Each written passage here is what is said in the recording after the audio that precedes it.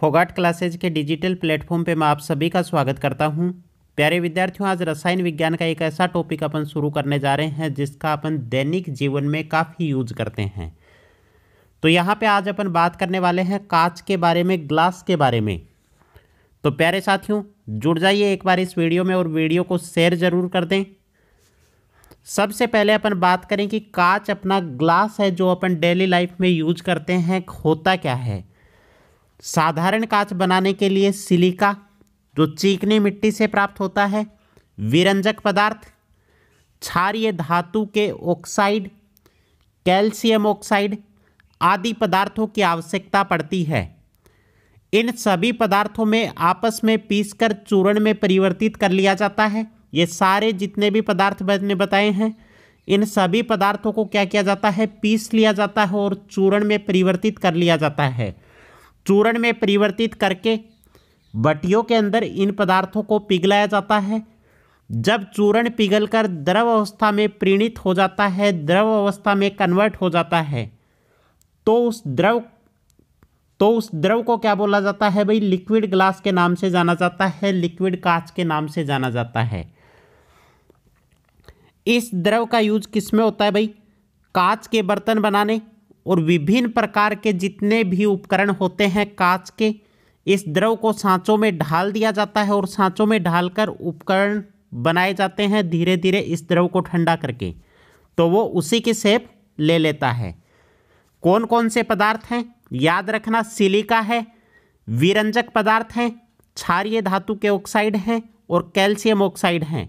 इन सारे पदार्थों को पीसा जाता है, पीस के इसका चूर्ण बनाया जाता है। चूर्ण को हाई टेम्परेचर पर द्रव अवस्था में लेके आते हैं जिसे लिक्विड कांच बोला जाता है, और लिक्विड कांच को सांचों में ढालकर धीरे धीरे ठंडा कर लिया जाता है और कांच के जितने भी जो उपकरण होते हैं वो बनाए जाते हैं। आगे बात करें अपन, सबसे पहले अपन बात करने वाले हैं वाटर ग्लास की, जल कांच के बारे में।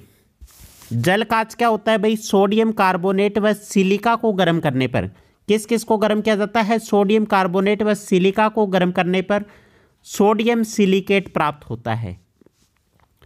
जो जल में विलय होता है इसे ही क्या बोला जाता है, जल कांच बोला जाता है। सोडियम कार्बोनेट और सिलिका को गर्म किया जाता है, जल में ये विलय होता है, इसे क्या बोला जाता है, जल कांच। सेकंड जो कांच आता है अपने पास वो है फोटोक्रोमेटिक कांच। फोटोक्रोमेटिक ग्लास क्या होता है, यह एक विशेष प्रकार का कांच होता है जो तीव्र प्रकाश में काला हो जाता है। तेज प्रकाश में धूप में इसको लेके जाते हैं तो कैसा हो जाता है भाई, काला हो जाता है। इसका उपयोग धूप परिरक्षक के रूप में किया जाता है, धूप को अवशोषित करता है। सिल्वर क्लोराइड की उपस्थिति के कारण ही इस प्रकार के कांच में धूप में स्वतः ही काला हो जाने का गुणधर्म पाया जाता है। क्या पाया जाता है इस कांच में, सिल्वर क्लोराइड। सिल्वर क्लोराइड की अधिकता होती है और धूप में ले जाने पर यह कांच क्या है, अपने आप काला पड़ जाता है। नेक्स्ट जो वो है अपना पायरेक्स ग्लास। 3 नंबर पे किसकी बात करेंगे, पायरेक्स ग्लास की। इसे बोरोसिलिकेट कांच भी कहा जाता है। प्रश्न पूछेगा बोरोसिलिकेट कांच निम्न में से किसे कहा जाता है, तो पायरेक्स ग्लास को क्या बोला जाता है, बोरोसिलिकेट ग्लास।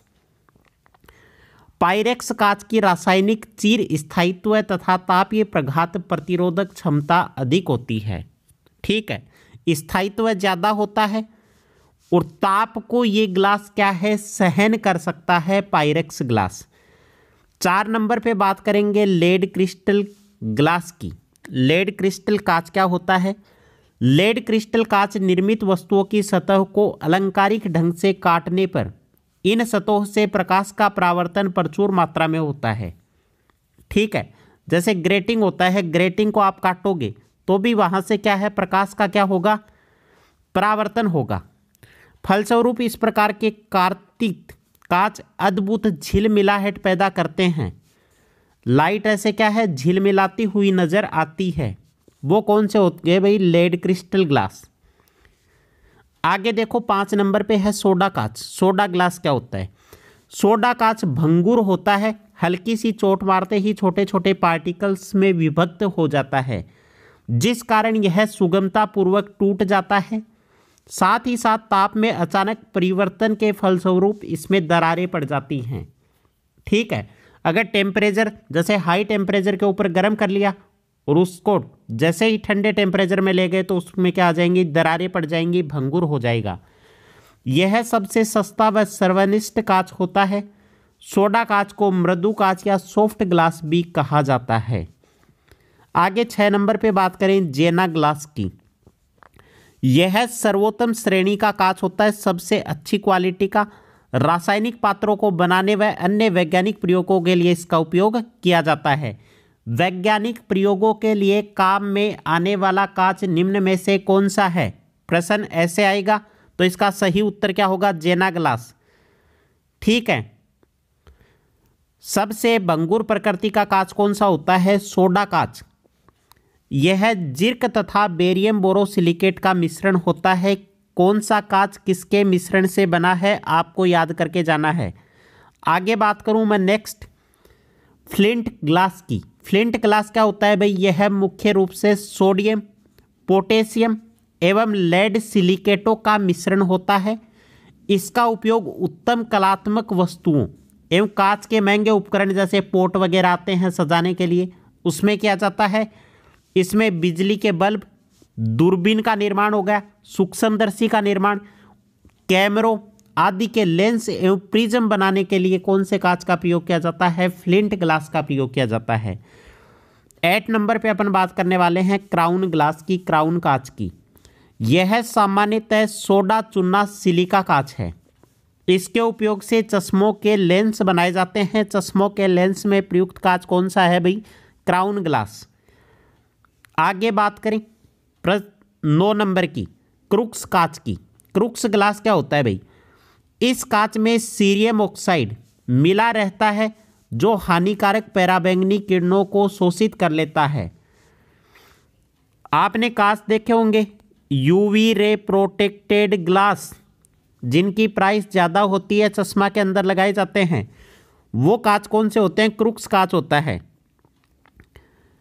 किसका मिश्रण होता है? सीरियम ऑक्साइड मिला रहता है जो हानिकारक अल्ट्रावायलेट रेज को क्या करता है? अवशोषित कर लेता है। इस कारण इससे चश्मों के लेंस बनाए जाते हैं। और लास्ट जो कांच है 10 नंबर पे, वो कौन सा है? Quartz glass. इसे सिलिका कांच भी कहा जाता है। इसे सिलिका को पिघलाकर प्राप्त किया जाता है। सिलिका को क्या कर देते हैं? पिघला देते हैं। इसमें से पराबैंगनी किरणें पास होती हैं, अतः यह पराबैंगनी लैंपों के बल्ब बनाने, रासायनिक अभिकर्मों को रखने के लिए, पात्र बनाने के काम में आता है। जितने भी केमिकल्स वगैरह होते हैं उनको रखने के लिए क्वार्ट्ज कांच काम में आता है। इसका उपयोग प्रयोगशाला में उपकरण बनाने में भी होता है। आगे बात करें, कुछ नोट लगा के मैंने कुछ बातें लिखी हैं जो इम्पोर्टेंट चीज़ें हैं। कांच में क्यूलेट मिला देने से गलने में सुविधा होती है। कांच के अंदर क्या मिलाया जाता है भाई? क्यूलेट, जिससे कांच को आसानी से गलाया जा सकता है। कांच को कठोर बनाने के लिए पोटेशियम क्लोराइड का उपयोग करते हैं। कांच की न तो किसी प्रकार की क्रिस्टलीय संरचना होती, कांच की कोई भी क्रिस्टलीय संरचना नहीं होती, और न ही उसका कोई निश्चित गलनांक होता है कि कितने डिग्री सेल्सियस पे कांच पिघल जाएगा। कांच का कोई निश्चित रासायनिक संगठन, कोई सूत्र या संगठन इसका नहीं होता है, क्योंकि कांच एक प्रकार का क्या है? पदार्थों का मिश्रण है। ऑप्टिकल फाइबर का उपयोग दूरसंचार एवं शल्य क्रियाओं, शल्य क्रिया जैसे एंडोस्कोपी, एंडोस्कोपी क्या होती है? मुंह के अंदर से एक नली डाली जाती है और उस नली के फ्रंट सिरे पे क्या होता है? कैमरा होता है, जिससे पेट के अंदर के चित्र देखे जा सकते हैं। उस प्रोसेस को बोला जाता है एंडोस्कोपी। तो उन शल्य क्रियाओं के अंदर ऑप्टिकल फाइबर का उपयोग होता है। आगे बात करें, प्रमुख कांच हैं और उनके रासायनिक संगठन हैं। जैसे सोडा कांच है, सोडा कांच का उपयोग किस में किया जाता है भाई? सोडियम कार्बोनेट और कैल्शियम कार्बोनेट व सिलिका का संगठन होता है। उपयोग किया जाता है ट्यूबलाइट, बोतलें, प्रयोगशाला के उपकरण और दैनिक प्रयोग के बर्तन बनाने में। फ्लिंट ग्लास होता है, इसका उपयोग होता है लेड, विद्युत बल्ब, कैमरा व दूरबीन के लेंस बनाने में। क्रुक्स कांच का उपयोग धूप व चश्मा के लेंस बनाने में। पोटास कांच का उपयोग किसमें होता है? अधिक ताप तक गर्म किए जाने वाले कांच के बर्तन प्रयोगशाला उपकरण में होता है, जैसे परख नली वगैरह को अपन गर्म कर सकते हैं। पायरेक्स ग्लास क्या होता है? प्रयोगशाला उपकरण एवं फार्मास्यूटिक पात्र में। क्राउन ग्लास मैंने बताया था चश्मा के लेंस में। क्रूक्स और क्राउन दोनों किस में है? चश्मा के लेंस में है। सीसा क्रिस्टल ग्लास किस में यूज होता है भाई? लेड महंगे कांच के पात्र बनाने में इसका यूज किया जाता है। आगे बात करने वाले हैं कांच में रंग देने वाले पदार्थ। अब एक तो कांच क्या होते हैं? पारदर्शी कांच होते हैं। अब कुछ कांच आपने क्या देखे हैं? कलरफुल भी देखे हैं, रंगीन कांच देखें। तो रंगीन कांच बनाने के लिए धात्विक ऑक्साइडों का प्रयोग होता है। ठीक है, धात्विक ऑक्साइडों को मिक्स कर देने से कांच का कलर कैसा हो जाता है भाई? रंगीन कांच प्राप्त किया जाता है।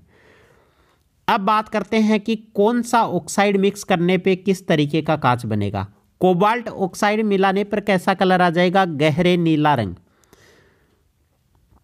फेरस ऑक्साइड मिलाने पे हरा रंग। सिलीनियम ऑक्साइड मिलाने पे नारंगी रंग। फेरिक लवण या सोडियम यूरेनेट मिलाने पर क्या होगा? प्रदीप्तिशील पीला। मतलब कि प्रदीप्तिशील पीले का मतलब क्या हो गया?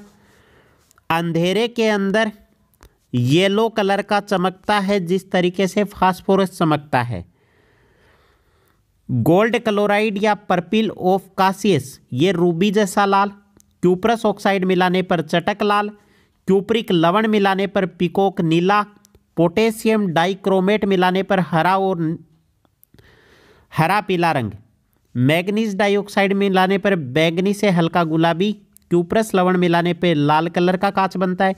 कैडमियम सल्फाइड मिलाने पर नींबू जैसा पीला। और कार्बन मिलाने पर कैसा बनता है? कहरुआ कलर का कांच बनता है।